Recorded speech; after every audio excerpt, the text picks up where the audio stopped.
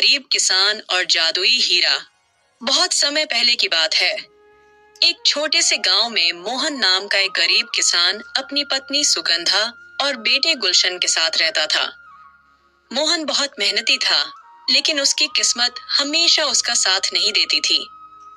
उसके पास थोड़ी सी जमीन थी, जिस पर वह दिन रात मेहनत करता, लेकिन मौसम की मार और सूखे के कारण उसकी फसल कभी अच्छी नहीं हो पाती।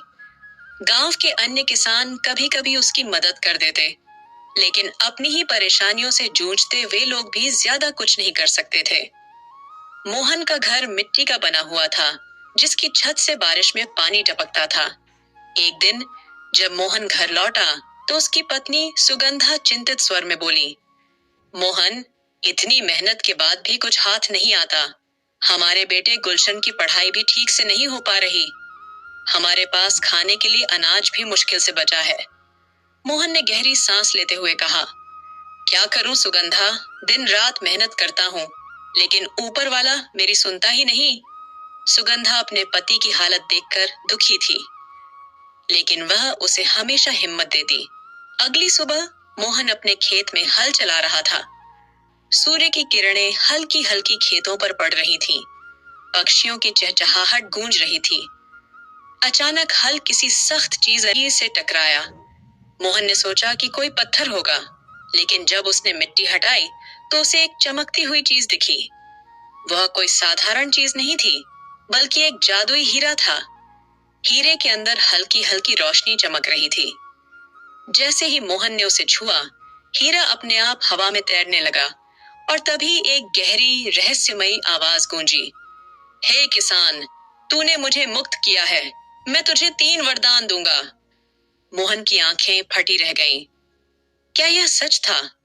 उसने अपनी पूरी जिंदगी में कभी ऐसा कुछ नहीं देखा था। मोहन ने डरते डरते कहा, मुझे ऐसा खेत चाहिए जो कभी भी सूखा न पड़े और हर मौसम में अनाज से भरा रहे। तथास्तु। अचानक उसका सूखा और बंजर खेत हरा भरा होने लगा। गेहूं की बालियां लहराने लगी, आम के पेड़ में फल लग गए और जमीन से हरी हरी घास उग आई। मोहन खुशी से झूम उठा। वह दौड़ता हुआ घर गया और सुगंधा को यह चमत्कार दिखाया। सुगंधा आश्चर्य से, यह सचमुच कोई जादू है मोहन, लेकिन हमें सावधान रहना चाहिए, कोई इसे देख न ले। मोहन हंसते हुए, अब हम गरीब नहीं रहेंगे। गांव वालों ने जब यह चमत्कार देखा तो वे हैरान रह गए। मोहन के खेत में आई समृद्धि की खबर जल्द ही पूरे गांव में फैल गई। लोग हैरान थे कि एक सूखा पड़ा खेत अचानक इतना उपजाऊ कैसे हो गया। मोहन को डर था कि अगर उसने सच बता दिया तो लोग उसके जादुई हीरे के बारे में जान जाएंगे और उससे वह छीन सकते हैं। रात को जब मोहन घर लौटा तो सुगंधा ने उसे चिंता से देखा। सुगंधा धीरे से, मोहन, गांव वाले तरह तरह की बातें कर रहे हैं। वे कह रहे हैं कि हमारे खेत में कोई जादू हुआ है, कहीं कोई हमसे ये सब छीन न ले। मोहन आश्वस्त करते हुए, चिंता मत करो सुगंधा, मैं सब संभाल लूंगा, लेकिन मैं सोच रहा हूं कि दूसरा वरदान मांग लूं, जिससे हमारी गरीबी पूरी तरह दूर हो जाए। सुगंधा सोचते हुए, लेकिन हमें लालच नहीं करना चाहिए मोहन, हमारे पास जो है वह काफी है। मोहन को सुगंधा की बात समझ तो आई, लेकिन उसके मन में एक विचार आया। अगले दिन वह फिर से हीरे के पास गया और धीरे से बोला, हे जादुई हीरे, मैं दूसरा वरदान मांगना चाहता हूँ। हीरा गंभीर स्वर में, बोलो किसान, तुम्हारी क्या इच्छा है?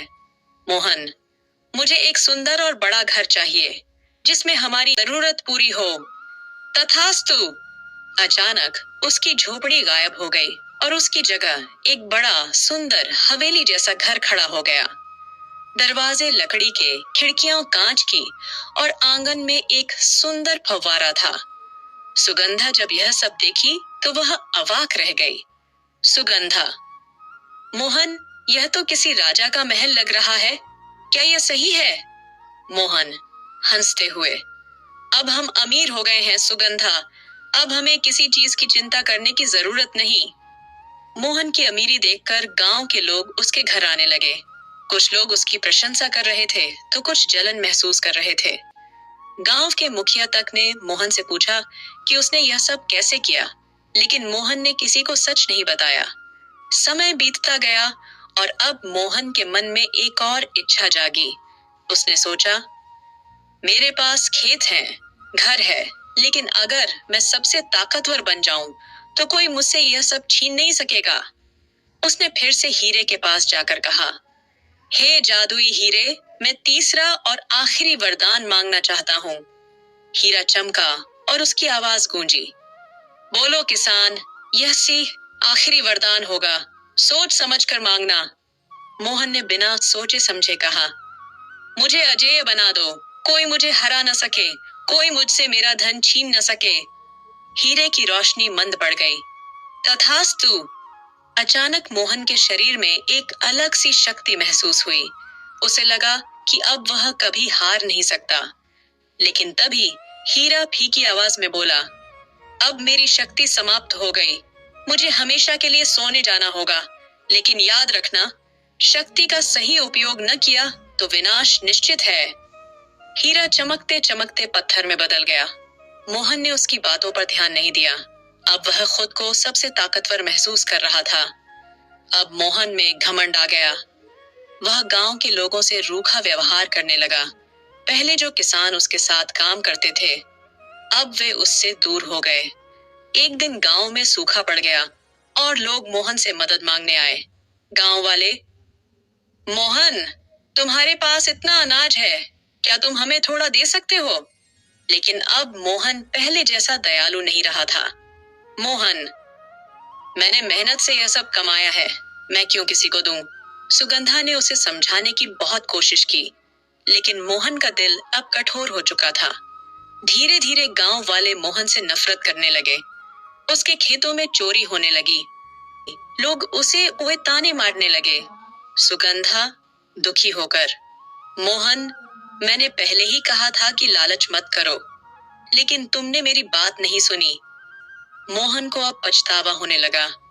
एक रात अचानक आसमान में घने बादल छा गए। तेज आंधी चली और बिजली कड़की। मोहन के सुंदर खेत जलकर राख हो गए। उसकी हवेली गिर गई और वह फिर से गरीब हो गया। वह भागा भागा अपने जादुई हीरे के पास गया, लेकिन वह अब बस एक साधारण पत्थर बन चुका था। उसकी आंखों में आंसू आ गए। मोहन, हे जादुई हीरे, मुझे माफ कर दो। मैंने लालच किया। मैं समझ गया कि सच्ची खुशी धन और शक्ति में नहीं, बल्कि संतोष में है। लेकिन अब कुछ नहीं हो सकता था। गांव वाले अब भी गरीब थे, लेकिन वे एक दूसरे का सहारा बनकर जी रहे थे। मोहन अकेला रह गया। कहानी से सीख। मोहन ने अपनी गलती से सीखा कि लालच का अंत हमेशा बुरा होता है। अगर उसने जादुई वरदानों का सही उपयोग किया होता तो वह खुशहाल जीवन जी सकता था। अगर आपको यह कहानी अच्छी लगी हो तो सब्सक्राइब जरूर कर ले।